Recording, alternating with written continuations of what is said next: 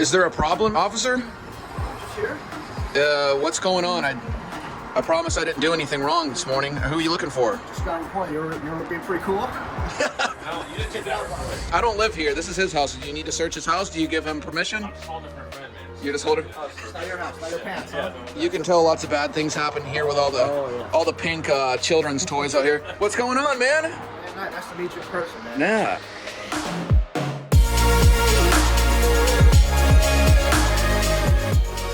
And today I wanted to introduce you guys to my buddy Sal, Officer Sal Ortega. He is a police officer here in the Metro Atlanta area of Mexican descent. And I thought it would be a great idea to go on a ride around. We're gonna get in his squad car, ride through the community, see what it's like an average day for a police officer in Metro Atlanta. And I got tons of questions that you guys submitted for me, and I really appreciate that. You ready? I hope so. I've never done this. Do you have a vest for me or something? A vest for you? Yeah? You don't anticipate this coming in handy today, right? Hopefully not, but again, I mean, this is, there's no script. I was thinking you were gonna pick me up in a cop car, typical cop car with the lights on top, the Crown Victoria. But now, do you have the lights that you flip on when you need to? Ooh, So- where are they? Are they on top? Oh, they're right here. My worst nightmare when I see those lights in my rear view mirror. I mean, that gets my heart going right there. So even though it has no markings, I mean, we still have the power to make traffic stops, intervene Nice. if something happens.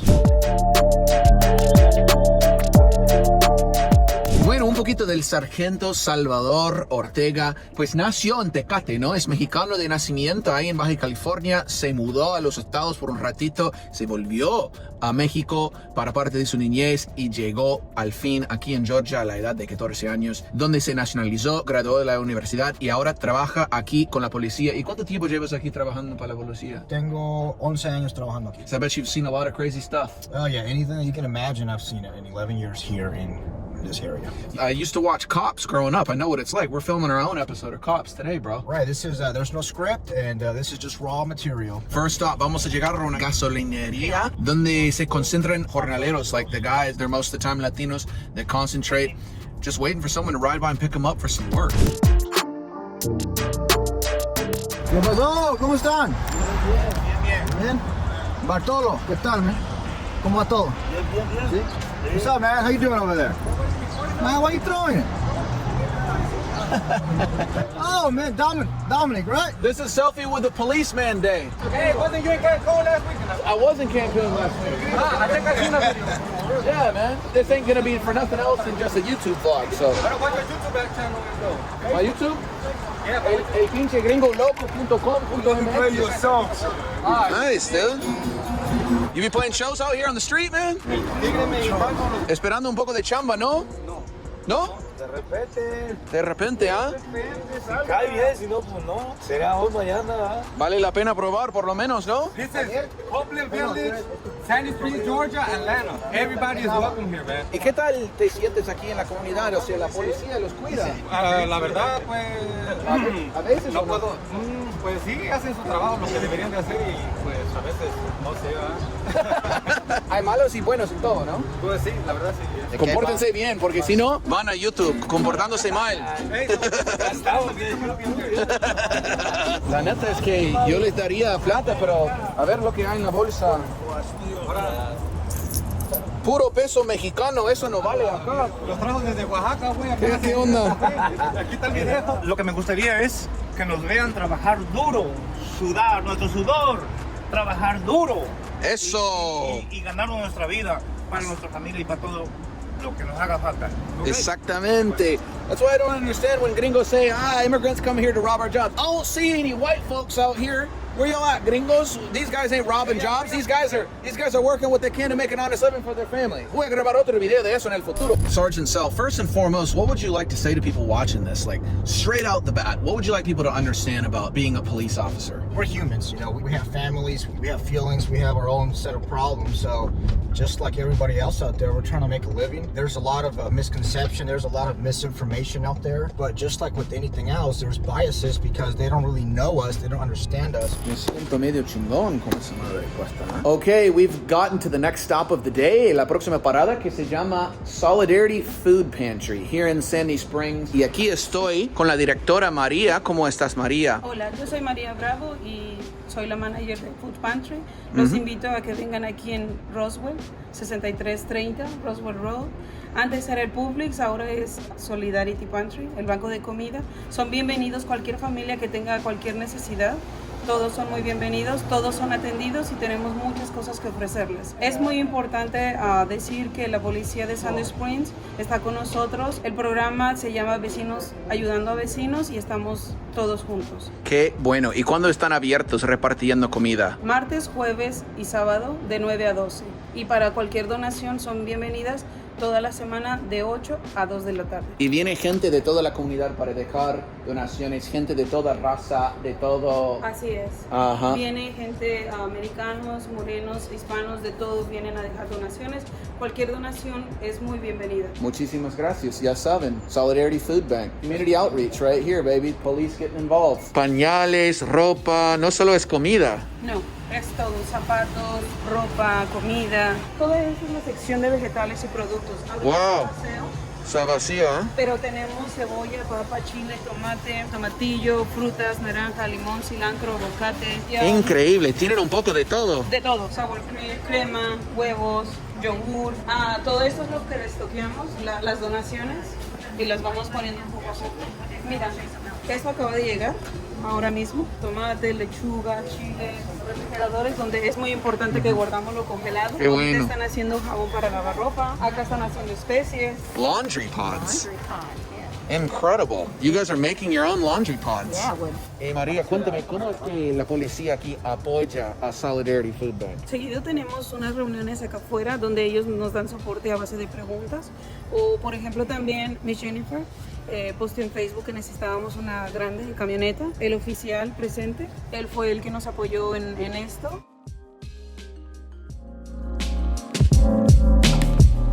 She's saying very similar things about you. She's mopping all the time, like she's addicted to mopping. ¿Te gusta trapear? Dice. Todo, tener limpio, organizado. Sí. Sí. Hay un dicho en México que hoy por ti, mañana por mí. Sí. Es lo que, o sea, no deben tener pena de que si tienen necesidad vengan a pedir ayuda. Hoy por ti, mañana Porque por tal mí. vez mañana me toca a mí. Claro. Friends and neighbors for the betterment of everyone. Well, awesome. Thank you guys so much for what you do here, and I'm sure the community appreciates it even more. Now comes the time for the tough question. And I know every cop is different and every police department is different, but my experience with the cops in the United States isn't the best one either. I kind of have perception of the cops, and I think a lot of people do, that they're kind of power hungry and aggressive, and they kind of just try to show you who's boss. What would you say to people that kind of, you know, say like police officers like kind of roll around just looking to prove a point and flex their authority? I don't know what your experience was, but I can tell you from my perspective, the job makes us kind of tough. Right. So when we don't know someone, we meet someone, we don't know what their intentions are. So we kind of have to have the serious, presence, so what we call command presence, of kind of showing up, assessing the situation. We don't know who this person is. We don't know what their intentions are. So I know that can come across as the officer being arrogant or cocky, but it's not. I mean, once you get to know that officer as a person, you realize that there's a human being behind that uniform, behind that badge. I've interacted with cops in a lot of countries. I drove my car from the United States down to Argentina por la carretera panamericana, and in every country I interacted with cops. It just seems like if I compare those interactions, I met a couple corrupt cops, and I would say in Latin America the cops are in general are corruptible than they are in the United States. You can more easily pay them off with a bribe, for example, and they won't get in trouble, whereas in this country you'd probably get in trouble. But comparatively, my experiences with the cops in the United States compared to the rest of Latin America, they just seem to be in a worse mood. They seem to be license and registration, you know what I mean? And they seem to be a little more petty, if I'm honest with you. In Latin America, in my experience, it seems to be they're just after people who are really, really committing serious crimes, smuggling drugs or violent crimes, whereas here they pull you over for a blinker infraction or barely speeding or tinted windows, stuff like that. Things that maybe are just kind of petty to enforce. Do you feel like all of them are worth your time to enforce? There's what we call the power of discretion. So there's a lot of laws. We got traffic laws, we got criminal laws, and officers have the power of discretion. You know, if you get pulled over, you may get a warning. So it's up to the power. I mean, the good thing about our system is that it empowers the officer to make a decision of ticket or not ticket. I think that's very important. About the laws, we do have a lot of laws, but again, we are a country of laws. We have the rule of law, and we have to simply follow them. And a lot of them might seem petty, but there's a reason why. There's the speed limit laws that a lot of people think that we're wasting our time, it's not important, but I have worked plenty of accidents where people have died and speed is a factor. So there's a reason behind every law, no matter how petty the seatbelt law. I mean, it saves lives. I've seen it firsthand, and I know it saves lives. So if you get pulled over, I mean, it's not always punitive, it's not always as a punishment, but just as a reminder that stop possibly saved your life. The United States has 4 to 5% of the world's population, but has between 20 and 25% of all of the prisoners in the world. Over 2 million people in the United States are behind bars. How would you address that claim, that fact? It is true that we incarcerate a lot of people. I think this is not just a police issue. I think we need to look at the entire system. It's because of people with mental illness. We come in contact with everyone out there, and there needs to be more resources, absolutely, to deal with a lot of the people that have mental issues. We need to take another look at the war on drugs and realize that there's a lot of people incarcerated for non-violent offenses, and that we need to look at other countries and see what they're doing with addictions. A lot of the drugs lead to a lot of other crimes. They're always associated. But what is it that we need to do as a society to address that addiction problem? We should focus on violent crime and treat drug addiction in a different aspect. That's very interesting that you immediately, in response to that question about the high population of prisoners in the United States, you immediately go to drugs.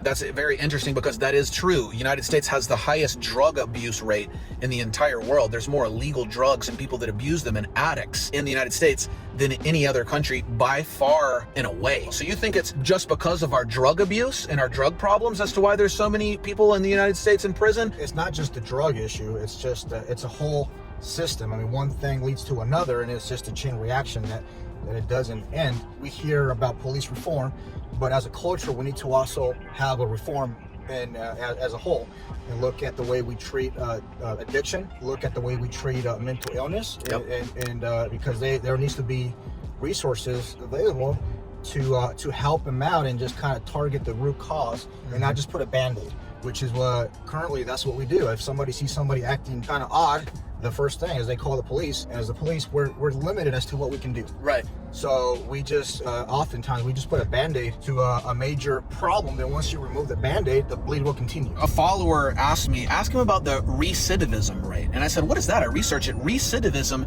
is the amount of people that go back to jail after getting out of jail, usually within 1 year. And the recidivism rate in the United States is an alarmingly high 44%. 44% of people who are in jail or in prison that get out, they go back within 1 year. Almost half. Some people would argue that that's a cultural problem, okay?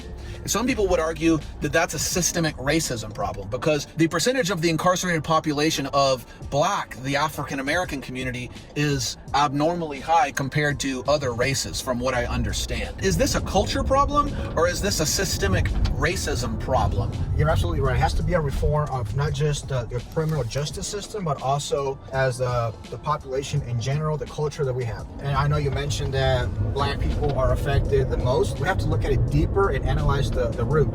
My experience, I see a lot of a common denominator is an economic status of a lot of people that engage in criminal activity. Yeah. And also the level of education or the lack of education. It's also a major theme. But you've arrested people of all colors. Yes, that's in correct. socioeconomic classes, and people of all types and backgrounds. Do they treat people differently according to any of these demographic factors? No, we treat everyone equally. It's based in our policy. It's also illegal to treat one group differently than the other. When somebody calls us, we go out and we handle the situation the way it has to be handled, but nobody receives special treatment. One of the first agencies to have body cameras, and that has helped us tremendously to protect the public and protect the officers as well. Whenever somebody feels that they're being mistreated, we can always look back into the body footage and find out if there was a violation. If an officer treated somebody differently, then we take appropriate action. Yep. But I believe that the body cams are saving and protecting both the public and the officer. Woo, lunchtime, take a little break from all this plática and riding around. Y por supuesto, como si hubiera duda alguna, vamos a parar en un restaurante mexicano. Shout out a toda la banda ahí en Guerrero, ¿eh? Unos tacos de pescado. Y el sargento acá pidió unas enchiladas de pollo y mole. ¿Qué tal? Provecho, riquísimas. Provechito, mira. Hasta durante la hora de almuerzo, la chamba nunca para. Ya escucho la radio ahí. ¿Cuántas horas por día estás escuchando la radio así? Como todo el día, desde las 8 de la mañana hasta las 5 o 6 de la tarde. Tienes que estar presente, ¿no? Sí, pero alerta. Eso no para. Llego a la casa y eso me empieza a sonar. Wow, mi respeto, bro.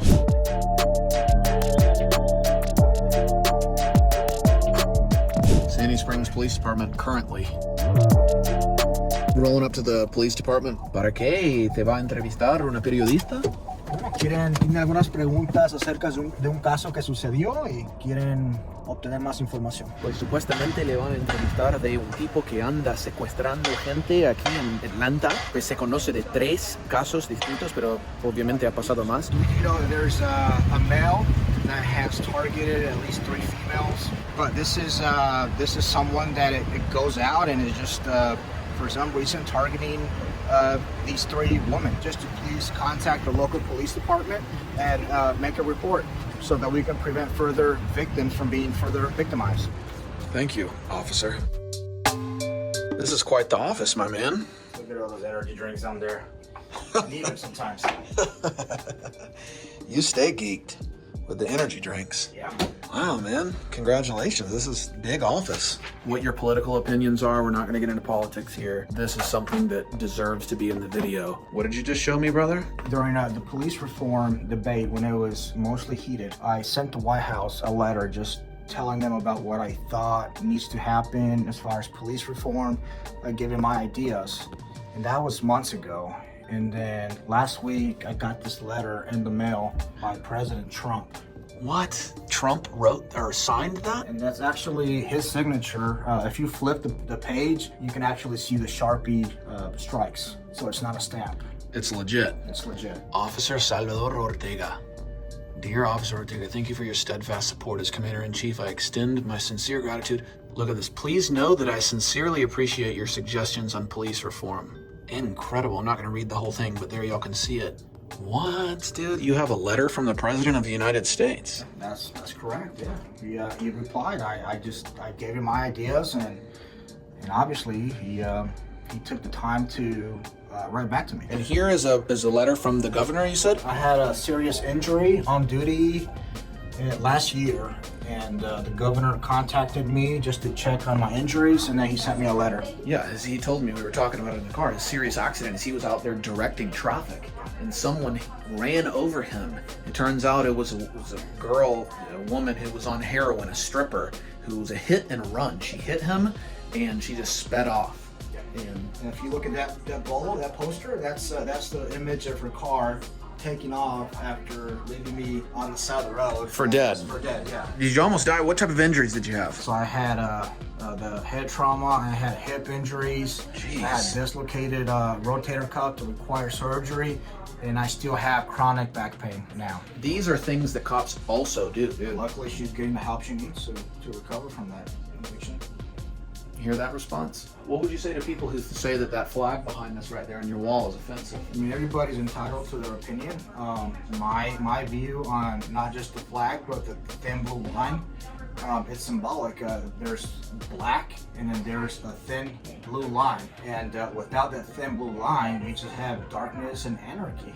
You need that thin blue line to kind of keep everything together and peaceful. Otherwise, we'll live in a world kind of like in the state of nature, where life is short, brutish, poor, and everyone is against everyone. I don't think it's offensive, but everyone's entitled to their own opinion.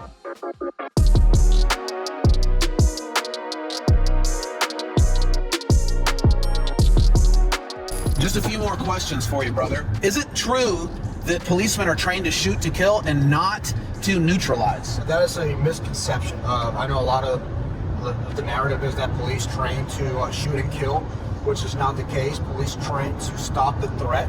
And a lot of people ask that why do they not train to shoot the arm, the hand, the leg? Let me tell you why. Police train to shoot the upper body, which is the largest body part. The torso. The torso. It is almost impossible to shoot at somebody running or fighting and shoot their hand, shoot the gun out, or shoot the knife. It's almost physically impossible. Not to mention, there's studies that show the stress, the physiological changes, stress that goes through an officer's mind. You shoot to stop the threat. So how would you explain like videos where you see what many people, just normal civilians, would call excessive force? When you see just boom, boom, boom, boom, boom, a cop unload a clip into someone. Like for instance, what happened with the Blake guy in Kenosha, Wisconsin, Philip Blake, I can't remember his name, but that set off all the riots in Kenosha. You saw him and it looked like the cop shot him 7 times in the back. How do you justify that? So I don't know all the facts of that case, and I know there's videos that we see on social media, but unfortunately we don't get the whole story. We know how it ends. We don't know how it started. We don't know how the encounter happened. We don't know what led up to the shooting. So with a few seconds of how it ended, it's hard to find out what actually happened. But what I do want to say is that you shoot until the threat is eliminated. But once that threat is eliminated, then we go and we render aid, we reassess. I've had run-ins with the cops. I've been arrested multiple times. I've been to multiple jails.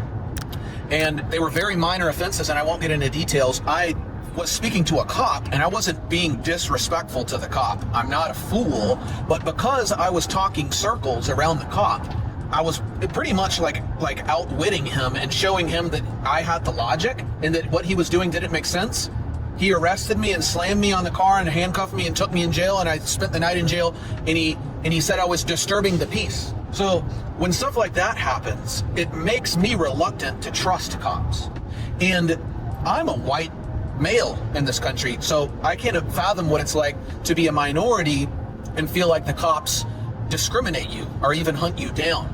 So really what you're saying is that you're part of a police force, a police department that has high standards, but others might not. I mean, how low can the standards go? What is the minimum time for training in a police academy? I've heard something like 6 weeks. Do some police departments only require 6 weeks of training? I don't know in other states. I can tell you in the state of Georgia, all the academies are regulated by the post and by the Georgia Public Safety Training Center. And no, there's no 6-week academies, at least not in Georgia. Okay. I'm not sure, I can't speak for other states. So right now we're facing a time where there's a shortage of police officers. A lot of them are either leaving the force altogether, others are just taking early retirement because of what they perceive to be a lack of respect from the public, a lack of support from everywhere, and they just don't want to deal with it, and they would rather just retire. So we're losing a lot of good, experienced officers, and a lot of agencies are having a hard time finding good replacements with the experience, with the knowledge that those officers leave and have. So bigger cities have a problem with recruiting, and sometimes they might not have the time to conduct the proper screenings. Or bad apples or more incapable cops are being used to fill those positions. And that's something that everyone should think about the next time they scream, abolish or defund the police, because that's having a reverse effect.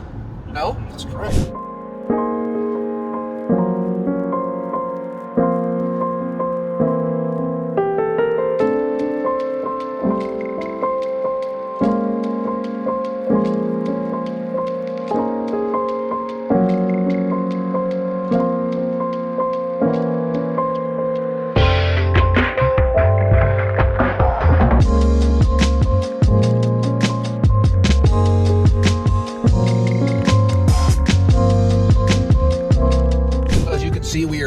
Dressed down and off duty. It's been a very interesting day. I just wanted to make this video to show you guys a day in the life of a real police officer. We even had the chance to go into his house. I met his wife, saw his dog, and it really was important for me. I hope it was eye-opening to you. Today was important for me to humanize police officers a little bit. I'm not gonna lie, I have a little bit of anti-police officer sentiment from my previous experiences, and I hope this showed you a real unfiltered, unbiased, non-agenda message of how at least this guy and the Sandy Springs Police Department strive to give back to the community. Something I've learned in my years is that nothing is as extreme as they paint it on both sides of the aisle. But I think it's safe to say that Sergeant Sal Ortega and Sandy Springs Police Department is an example of what we should want in our cops and an example of a police department that gives back to the community. That being said, even you acknowledge that police reform would be important, right? In just a few words, very quickly, how would you advocate for police reform? Well, we need police legitimacy, we need community engagement, mutual respect, and partnerships between the police department and the communities they serve. There you have it. Let me know below in the comments. Thanks for watching. Please subscribe to my channel, and we'll see you in the next one, guys. Adios.